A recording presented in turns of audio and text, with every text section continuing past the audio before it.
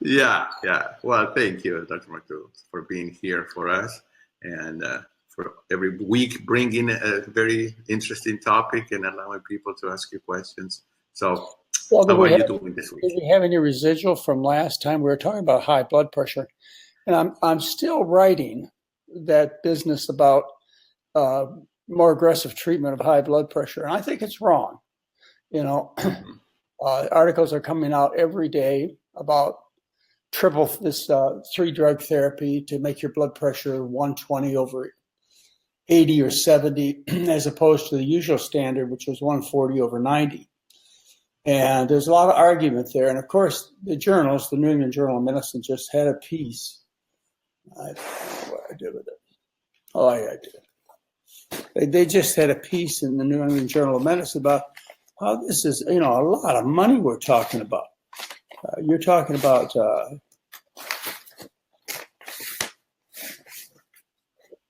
here, this right here. You're talking about millions and millions of dollars and millions of new subscribers. They say there'll be, with these new standards, 120 over 80, as opposed to 140 over 90. Those used to be the targets where when your doctor treated you for high blood pressure with drugs, that's where the doctor would try and go. Because if you go too low, say the bottom number less than 80, what happens is you get a problem with perfusion pressure into the heart and lungs and other tissues. As a result, you have an increased risk of stroke and heart attack, 2 to 4 times the risk. So doctors question this aggressive therapy. This particular issue, this is the January 9th, 2018, of the New England Journal of Medicine. They say the new goal is 130 over 80, and the old goal was 140 over 90. Increase the number of people, listen to this, the number of people who have high blood pressure just by changing the definition. This is the way to do business. Just by changing the definition, the number of people in the United States who have high blood pressure went from 32% to 46%. Isn't that amazing? Just by changing the target for your blood pressure, you have to use 3 drugs with the intensive therapy and 2 with the standard therapy. Anyway, we'll talk about that sometime later. But they do talk about they're starting to talk about the money aspects and the side effects of doing this. And really, it's just another drug company way to sell more drugs and hopefully not hurt more people. But that's the problem, is they end up hurting more people. Okay, right. We wanted to talk about flu today. Yes, that's correct. Let's see. We have a medical letter on flu. I don't know over there or anywhere else, but everybody seems to be getting the flu around here in Texas. I think I got it too around Christmas time. It says some of the kids over. Yes, right. And I think I got a pretty bad case. At least Mary says I wasn't very much with it for quite a while, like 4 days. Well, I think that sometimes people have a misconception that if we eat healthy and we eat this way, that we're going to be immune to every single thing. And I guarantee you, if you get hit by a car, you will get broken.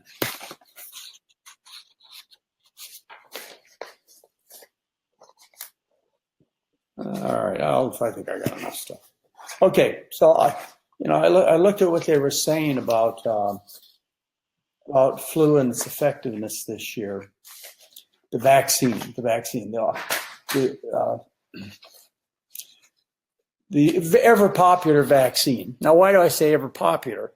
Because every time I go to CVS Pharmacy or Safeway, I see a sign that says outside, "You will get your flu shot." Oh, yeah. I'll give you 10% off on your groceries. And I can't call the pharmacist to call in a prescription without hearing a pitch for your pneumococcal or influenza vaccine. Every time you call as a doctor, I get a sales pitch before I can even talk to the pharmacist recorder. I got to listen to this advertisement for a flu shot. And they should be advertising them because they're not very good.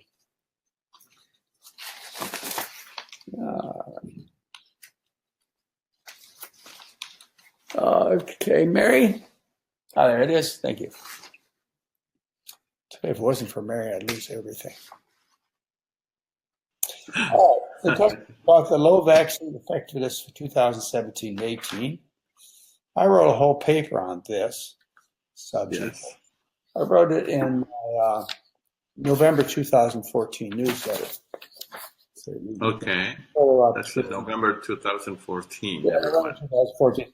And nothing's changed except it's worse. They were complaining back then. I lost something. Oh, okay. But you know what I mean. I lost it right there. Oh, okay. Okay. I say no to the flu vaccines. I've been saying no to flu vaccines for probably 15 years. I think it's the last time I got one. Mm-hmm. Maybe longer than that. Maybe as long as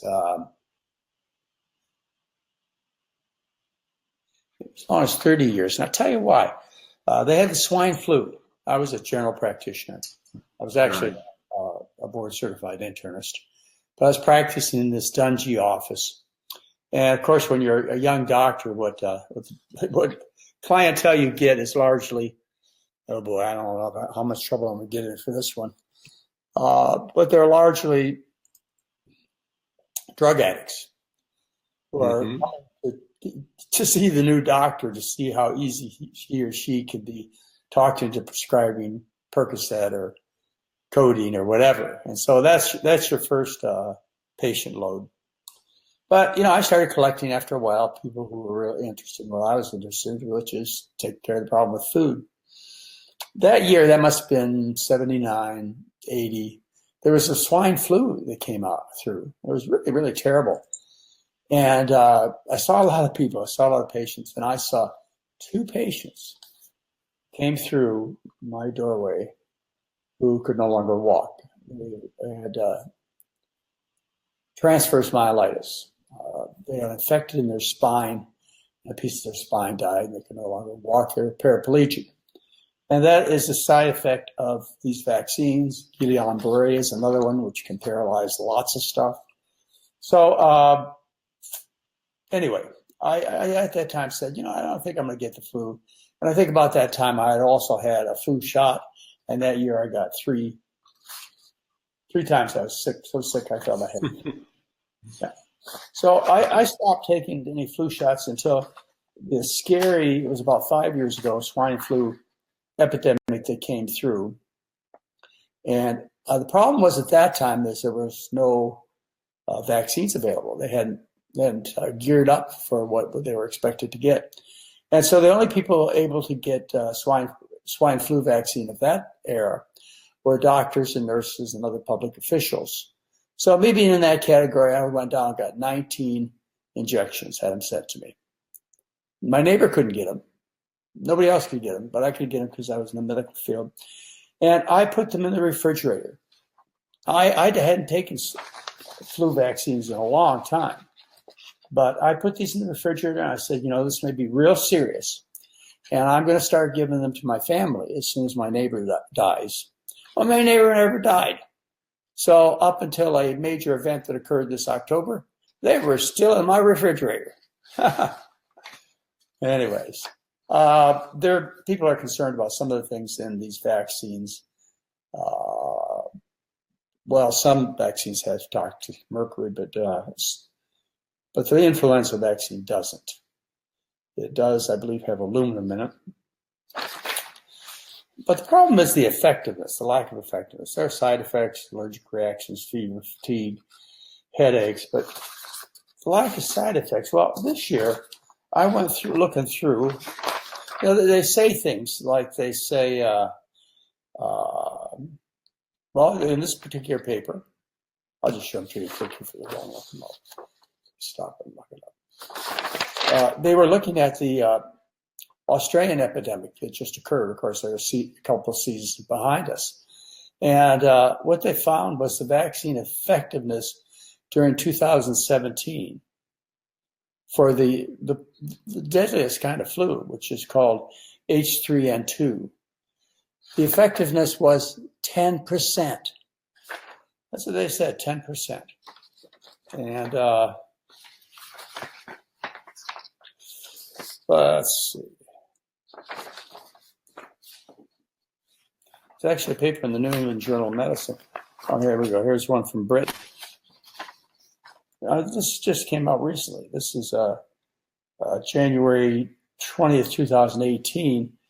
And, what they tell us is influenza H3N2, which is the name given to the really bad one.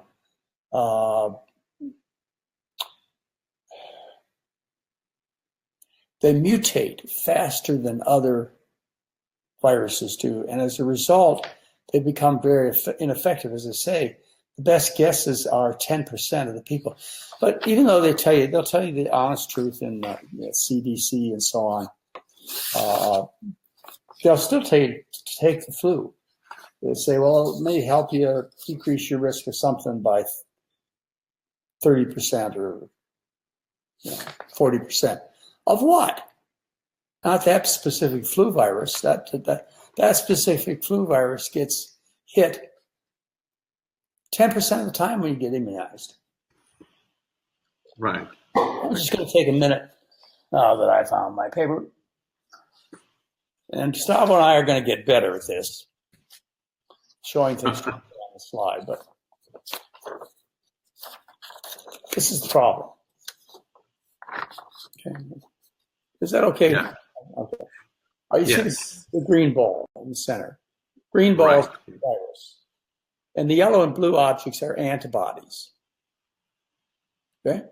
So that's the virus that goes through the nasal passages, through the mucous membrane, or through the bloodstream or skin or whatever. Eyelids. The green guy. And there are, of course, hundreds of millions of those green guys. Well, the body makes antibodies, which are the yellow and blue things, specifically against a specific green body virus. In other words, the antibody it made for last year's virus won't work on this year's virus because they change. The viruses change so fast, they mutate, that the body can't pick up with designing the appropriate virus for that particular mutation, at least fast enough for the scientists to get a hold of it and to grow it on an egg media. So the virus that is troubling so many people this year, they thought they had it. They thought that this was going to be a really successful flu year, and now at best it's predicted to be a 10% success rate. But they tell you, you can't. By the way, you can't use the mists anymore. That's been determined ineffective. So Really? Yeah. Ineffective and too dangerous for adults. They have a high dose vaccine for adults and really sick people. And the difference in influenza illness is 1.4% versus 1.9%. But they still go on and tell you to take these ineffective vaccines. And they do it every year. We recommend it for pregnant women over the age of 26. No how hard they try. That virus, the H2N3, this is out this year, all the viruses do it. But this one in particular, it mutates to another structural composition. And so the body has to make new viruses to it. Well, they sent the old virus, off to the lab to make millions and millions of doses of vaccine. But by the time the vaccines were ready for market, that virus in the environment has already mutated to a whole other virus. Now, one of the things that they find troubling about this is the media that we grow them on. Almost all these viruses are growing on egg media. And the egg somehow encourages this particular virus to mutate more readily. So we have a real big problem this year with the, I'll show you again, Green guy's the virus, and the red ones are red blood cells, and the yellow and blue, they are the antibodies that are made to kill the virus. And all those little prickly points you see on the green thing, they're amino acids, proteins, the kind of things that the antibodies make, the lymphocytes make antibodies to, are those specific proteins. Well, you can tell there are millions and millions of proteins there on that virus. And it changes to a new kind of virus before they can get an effective virus made. So the number one thing that you ought to hear is, in fact, this is considered a worse failure than previous influenza viruses, the 217, 218. It's considered the worst as far as effectiveness. Mm-hmm. And more people have gotten the flu, and the flu has been more sickly to people than in the past. Hopefully this is not a trend. What they want to do, what they hope to do, somebody wrote up there, flu vaccines actually spread the flu. Well, I'm just sticking with what I know scientifically. You can,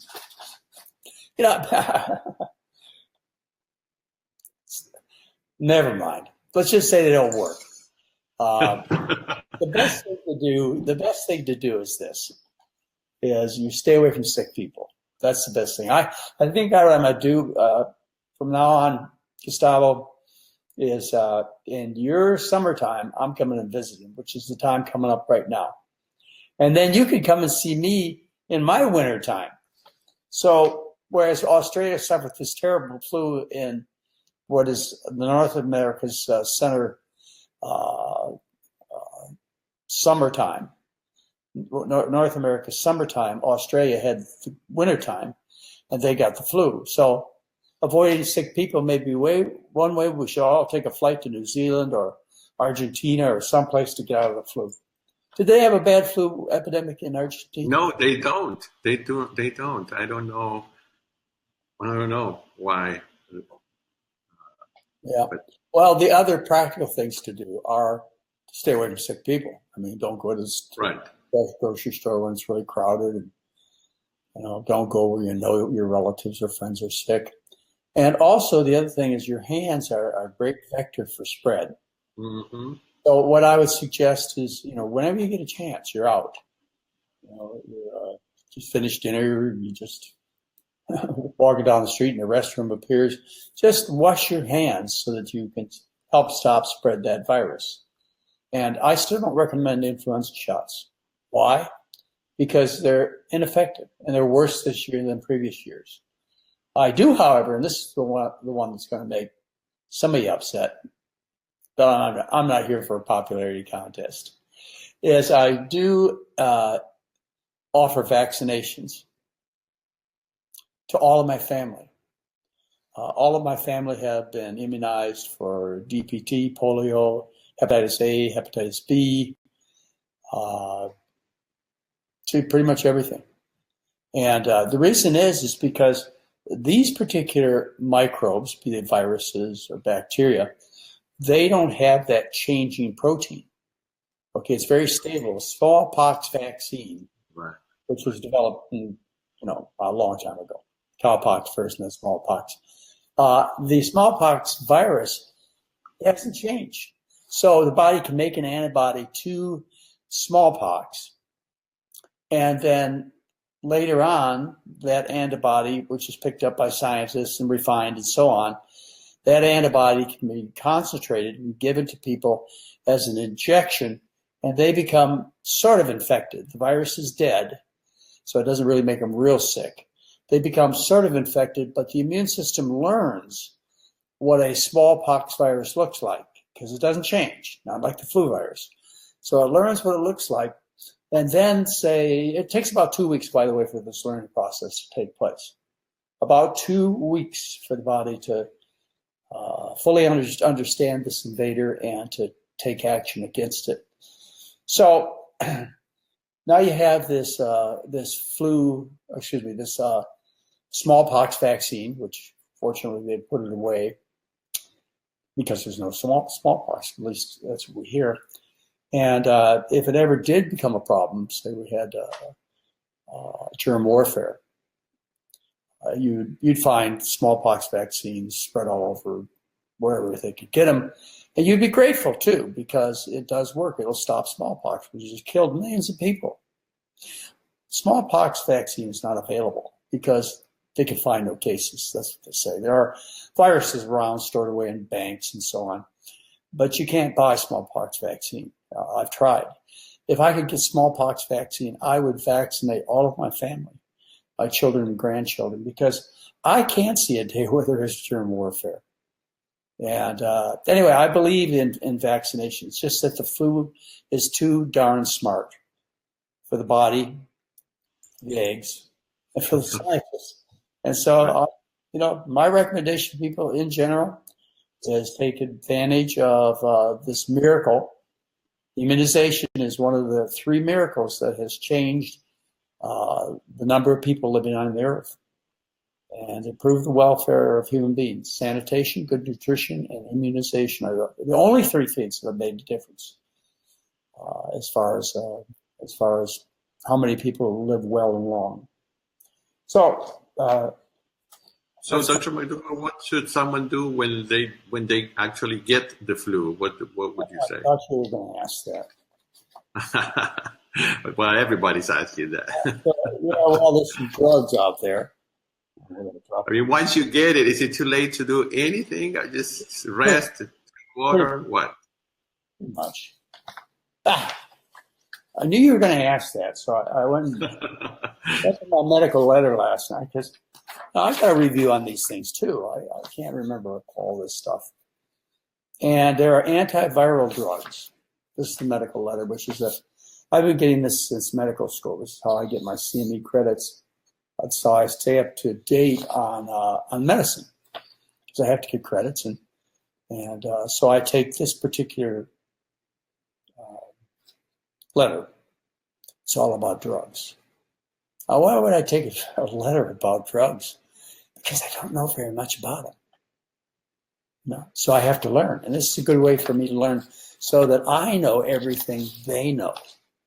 And when they start talking about the drugs or the effectiveness of heart surgery or so on, I've read it in the medical letter, and it's a pretty honest letter, but they do recommend that you get the flu shot, even though it doesn't work. There are some pills and shots out there that you can take. And also an IV. There's Tamiflu, Relenza, and how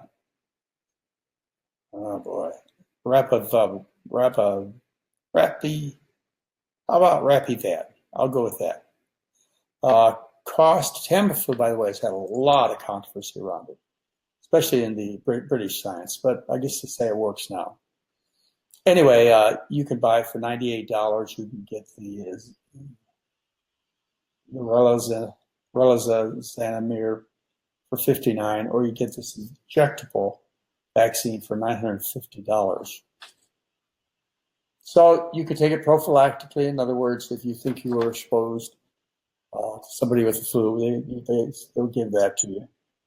And they say it's about 70 to 90% effective, but I don't believe that. I don't believe they had found ways to measure it.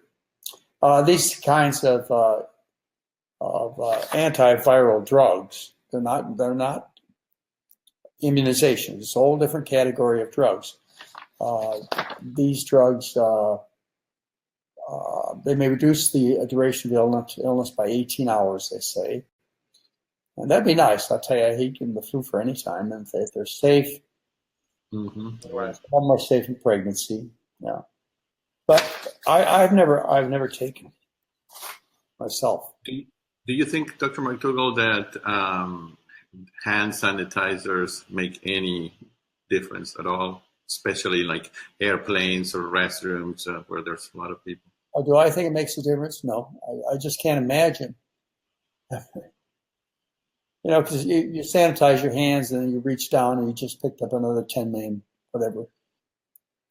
If you isolate yourself, you go to the shopping store, you wipe off the sharpened tart handles, to minimize your right. And you don't go and stick your finger in your eye or in your mouth, On your mouth, things right. like that.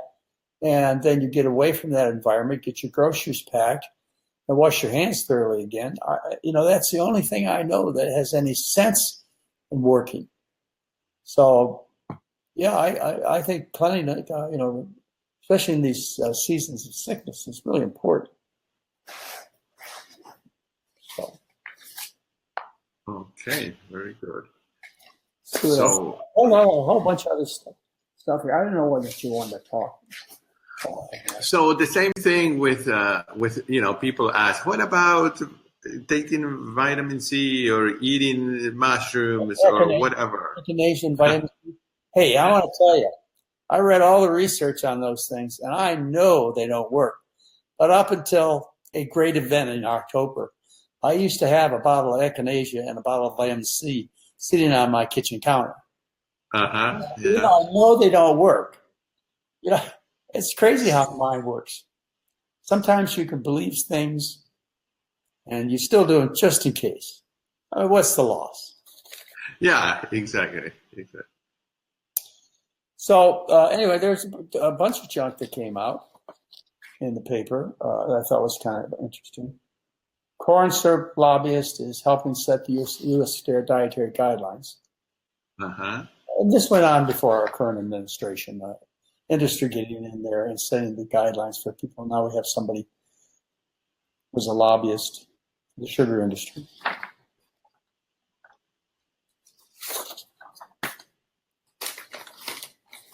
The risk. Now this is something I want to talk about.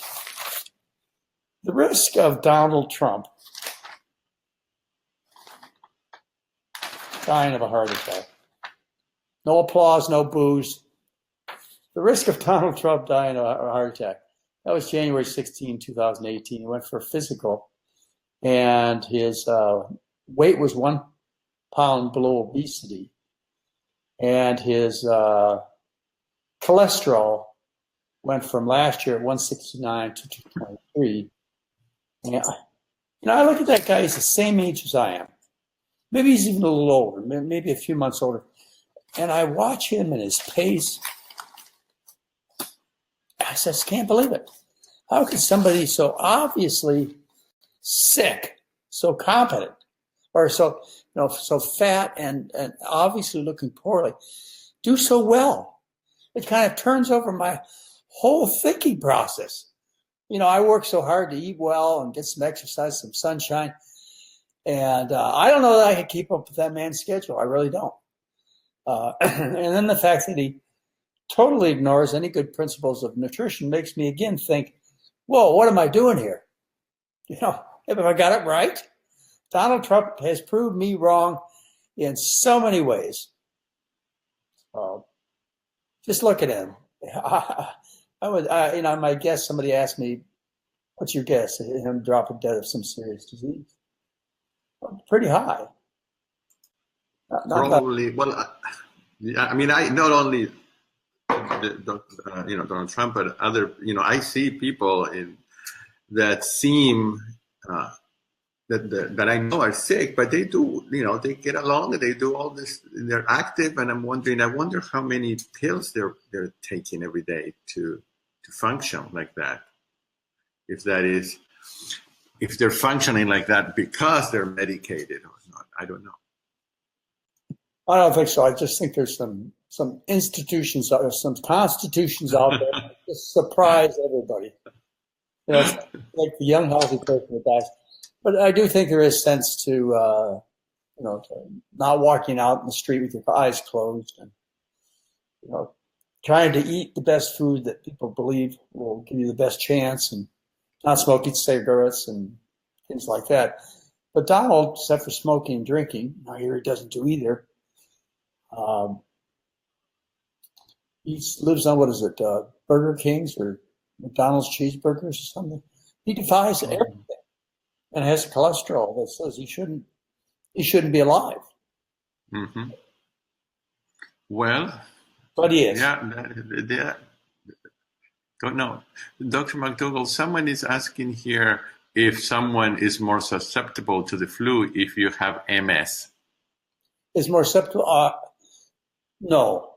I don't believe they are. They may be more susceptible to the flu if they're on like interferon beta, which is one of the immune suppressing drugs.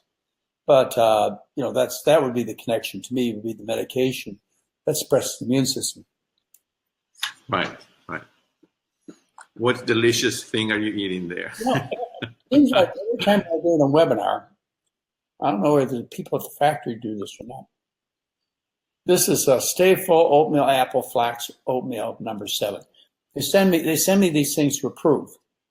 Do you think we should put this one out? Mm-hmm. And honestly, I don't know which ones make it to the market or not. But we have 4 or 5 cereals from 6,000 stores, and probably have about 20 or 30 different meals and soups. Dr. McDougall's right. They're Dr. McDougall's right foods. They're not Right. Dr. McDougall's perfect foods. This one right here has enough sugary taste to stimulate anybody. And even though we're the lowest salt food on the market, we do still have some salt added to the food. Why? Right. No salt, no sale. No eating. We made one time. A friend of mine built this factory back in the early '90s. Dr. McDougall's Right Foods. So it's been on the market a long time. Consider we're in 6,000 stores. And when we did it, we talked about sugar and salt and things like that. And we decided we wanted to stay in business. So we made it very low sugar and very low salt, but enough to give people a kick so they really like it and eat it. Well, Nathan Pritikin's group came to us and they loved our soups, loved them, and asked us to make a salt-free, sugar-free version. And we got the deposit and we made the soups. I don't know where they are right now, but I don't think anybody bought them twice. People just like salt and sugar. And if you could give it to them in a reasonable amount and in the lowest amount where they could get the most taste, like if you can, if you make oatmeal like this is made, and this comes salt-free, by the way, or sugar-free and salt-free, and spice-free, pretty much.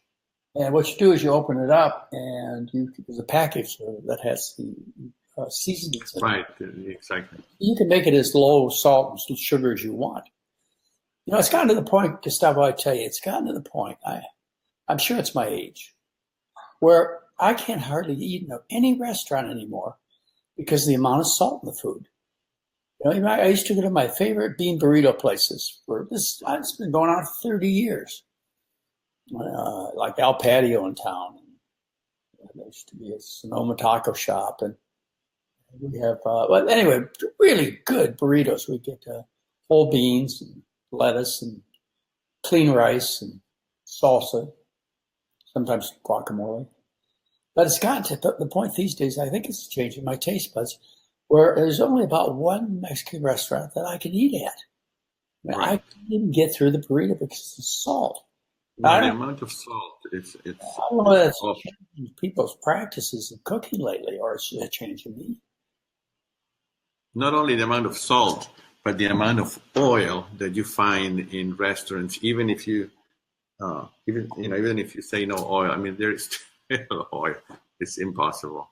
It's more of a torture to go out to eat than a pleasure. I guess unless you get a salad bar or something. I don't know. Well, the people listening who have really made this kind of dietary change, that what Gustavo and I are saying is absolutely true. The food, the way we learned to eat it before, with the meat and the dairy, meat, dairy, salt, and oil, and probably lots of sugar. I say that because it wasn't an issue in my case. But when people change to a healthy diet, they go back and they try their old favorites. They go, my goodness, how can you eat something with this much oil in it? Right, because there's a point at which you just don't taste the food anymore. The oil coats your tongue, tons of sugar and salt, and the actual taste of whatever you're eating, I mean, it's covered up. Dr. McDougall, let me ask you a quick question, because someone says, what would you say to this comment that, and I've heard it myself, that people that say, well, even if you get the flu, if you had the flu shot, the flu will not be as severe. Do you think that's the public message? That's the public message. That's how they sell it. The medical letter put out. Yes. But they have no scientific reason to say that. There is no scientific reason. Not that I can find. Mm-hmm. This is just hopeful thinking. So they say, even though it was only effective against 10% of people, 40 to 60% benefit, even though the virus was not matched to the vaccine. They say 40 to 60% benefit anyways. And I look at that, I go, how do they benefit? And where's the evidence that says that these 40 to 60% of people who take the wrong vaccine for the virus that's going on, how in the world would you expect it to work? Well, I think this is just, believe it or not, Gustavo, I am so pessimistic, so worried about the morals of humankind that I bet there's $1 behind this one. I bet. Couldn't believe that, Dr. McDougall. 10% off your groceries when you walk in the store. Or they're given free if you have Medicare, and probably most other insurance companies. These are free. Why are they doing this? Why don't they give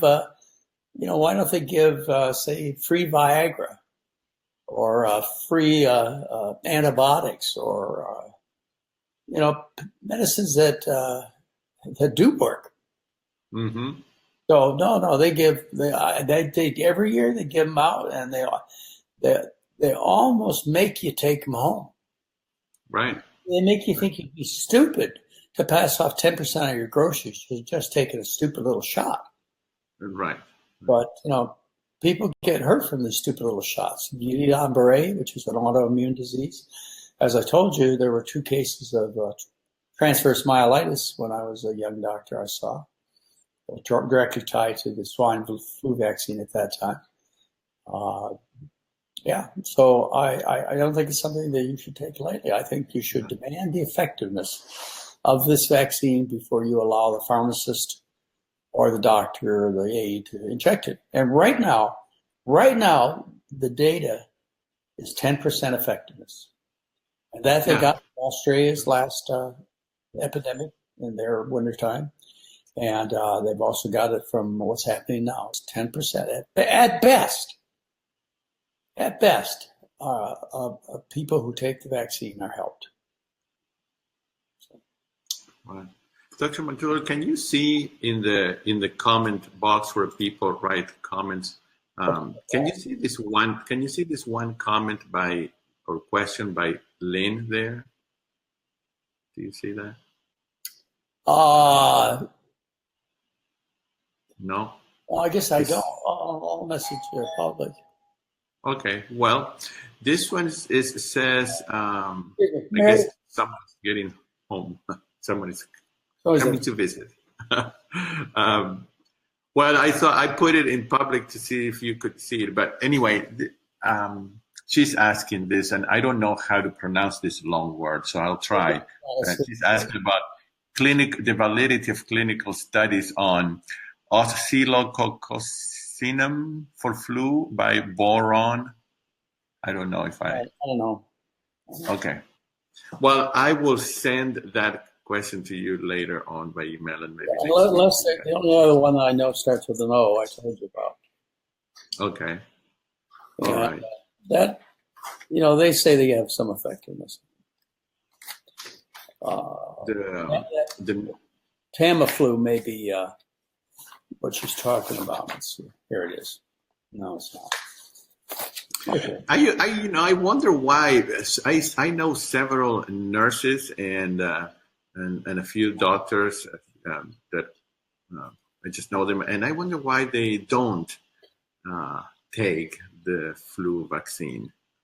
Well, because they know what I know. Anybody that reads a medical journal. Here it is, antiviral drugs. The only antiviral drug that I have here, which is Tamiflu, it's spelled OSELTAMIVIR. Is that close enough to spell? No, it's not. But someone says boiron, B-O-I-R-O-N. Oh yeah, the mineral boron. I have a very wonderful sister. She's just a couple years younger than I am, and she's really into everything alternative. So I don't miss all the alternative pitches, and I sometimes take the trouble to look up what she's talking about. But too often the things that she talks to me about are supplements and right, which is an element. And they talk about how wonderful it is for the bones and so on. I don't see any clinical research on that, but maybe it's because I don't look. It's not a topic of great interest for me, so I haven't really looked to see what's available. But my guess is there are no double-blind randomized trials. And the reason there are no double-blind randomized trials is because there's no money to make. I mean, how much is a big box of boron? A few bucks? Mm-hmm. Well, I don't think that they were asking about the mineral boron. They were asking about this. It's a homeopathic remedy that is in all of the Whole Food stores, and it's BOIRON. It's a product, but I don't know. It's not. Okay, you don't know that. Okay. No, I don't know. See, I don't know a lot about things sold in health food stores. I'm just kind of a food guy.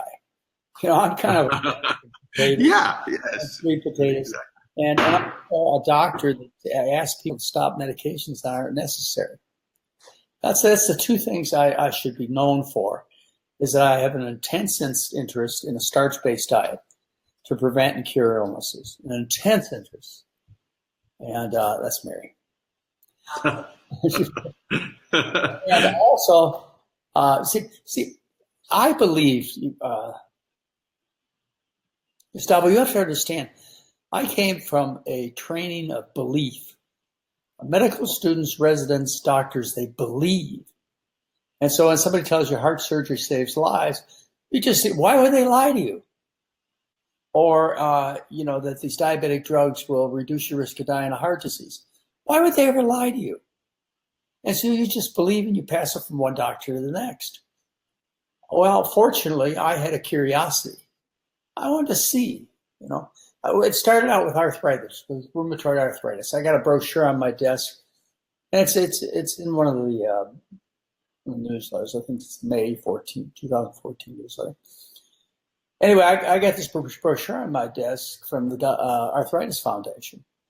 And it said, no diet will cause, nor no diet will ever cure arthritis. And they even left gout out, which everybody knew was a dietary disease. So you're a quack, they said. Hi, Mary. Hi, you told me you want me to Come on, so say I'm hi. here. There you are. She's going to be, are you going to come to the intensive weekend? I am going to come with me. Oh, sure, kid. So we're both going to be there, and I think it's like 4 or 5 days. Yeah, it's this week. It starts this Friday. Yeah. It's the 7th through the 9th? No, 9th through the 11th.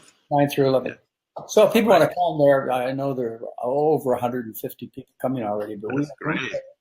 We got great meals, and Gustavo and one of his daughters.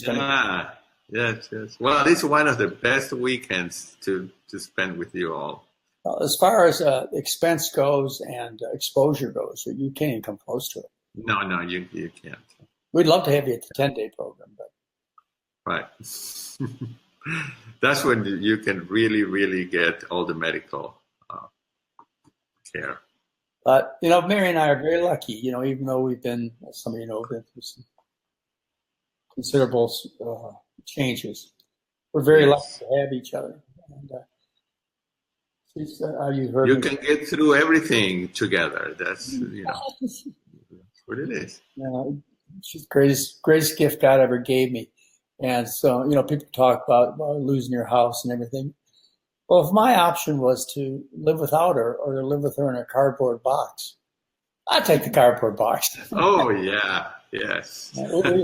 Great time to go flying airplanes and sailing sailboats and skiing down the hill with kids. And What are we going to do next for fun? Buy a new house. Buy a new house. Well, it's wonderful to see you both together. Yeah, we're running programs regularly, same schedule, same great attendance, same great output. And so, yeah, we'd like to see you. This intensive weekend, we won't have another one for 6 months, but there'll be 10-day programs coming up. Right. So come on out and have some fun with us. You'll meet people who think like you do. You won't think the whole world is crazy or that you're crazy anymore. Right. Exactly. Because when you're out there in your little town or city and you're the only one, sometimes it makes you question what you believe. But being around people that believe and think the same way is very powerful. Well, anyway, you too. If you can get some topics for next week, fine. If not, I will try. Well, what we're going to do, Dr. McDougall, is that next Saturday or Sunday, I think. Well, you and I are going to do the webinar live from Santa Rosa, since I'm going to be there. We're going to do it live. So everybody, we're not going to do it on Monday. It's going to be on the weekend, and we'll send an email today or tomorrow. It'll be on Monday. Yeah, it's not going to be on Monday. It's the Monday webinar we're going to do on Saturday or Sunday. Yeah, but we're going to play it on Monday. Well, no, I mean, it's going to be live. Then we can replay it on Monday again. Okay. But people should be able to watch us live. Yeah, okay. And we can show them the dining room, and we can, maybe show a little bit of everything. And crowd. And yeah, they like that. Yeah, okay, no. Yes. I was just going to say, by the way, that was one of the things that we were worried about in October, was that the resort would burn down. 2 other huge resorts, the Hilton and the Fountain Grove. Oh. Burned down. No. So after we left the fires, after our home was gone, we went to the Flamingo. And we stayed for about 4 hours and watched CNN News, and we just kept hoping. Yeah, actually, I'm such a person of optimism.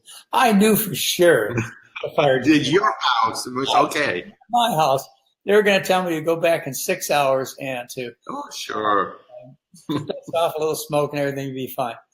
But then about 6 in the morning, we got evacuated from the Flamingo. Yeah.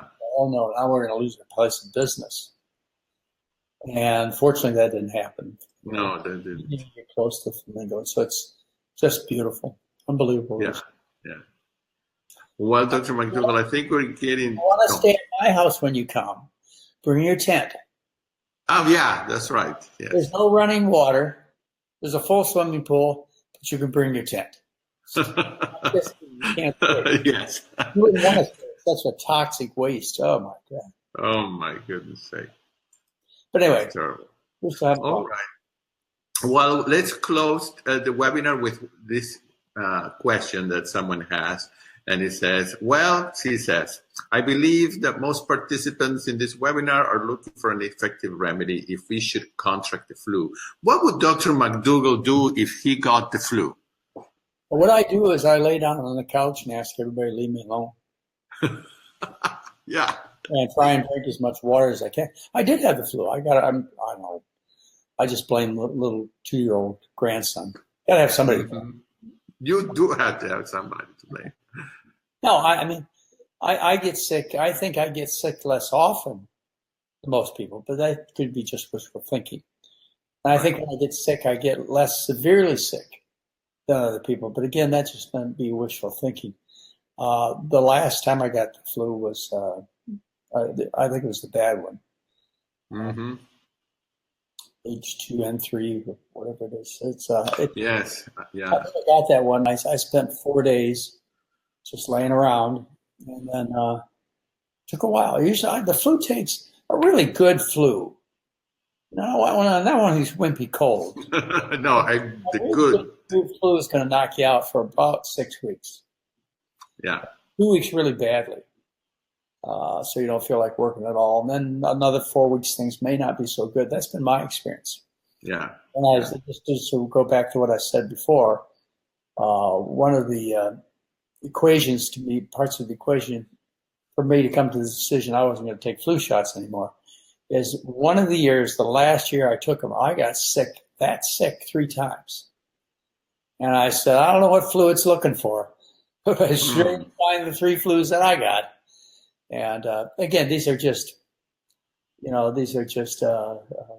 unscientifically founded conclusions, of my experience. But the science is there that says that the current flu vaccine is ineffective. Less than 10% of people are benefited. And the idea that you might as well get it anyways because 40 to 60% of people will be mildly benefited is somebody's dream. Somebody manipulated some data or came to some hopeful thinking and decided to tell people, look, we've got 1 billion flu shots out here to sell. How are we going to sell them? Especially when we have to tell them it doesn't work. Well, we'll tell them it sort of works. Got to get it anyways. Yeah, and if you get the flu, it'll be less. That's right. So that's a good tactic. They can tell you that. But they don't have the evidence for that. So right. Just a big fat lie. But they do have evidence that says that the flu shot doesn't work. And it's all over the scientific research. You can read it. I hope you have a good day. Right. Okay. Listen, I hope you have a good day. So, nice Thank you.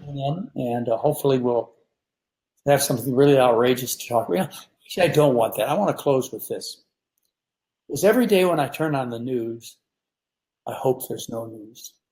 And likewise, if we have a big medical story next week I need to talk about, I really don't want to have that. I don't want to have those kind of tragedies facing people that are news reportable. So hopefully we'll have no news next week, and you'll have to send some good questions to Gustavo, and I'll try and tell you how I practiced and the success I've had with my patients. Yes. Very good. Well, thank you. Thank you again. And I'll see you live on Friday. Yeah, I'll see you for mashed potatoes. And, yes. Oh, that food is marvelous. Yeah, great meatloaf. And I don't know, that's bean burritos. Heather always picked the favorites of everybody's, the greatest soups. Yeah. Anyways, there's still time to sign up if you'd like. It's in Santa Rosa, California. All right. Very good. There's still time. Yeah. People can go to drmcdougall.com and still register there. Okay. Well, thank you. Thank you, Gustavo, for making this. Okay.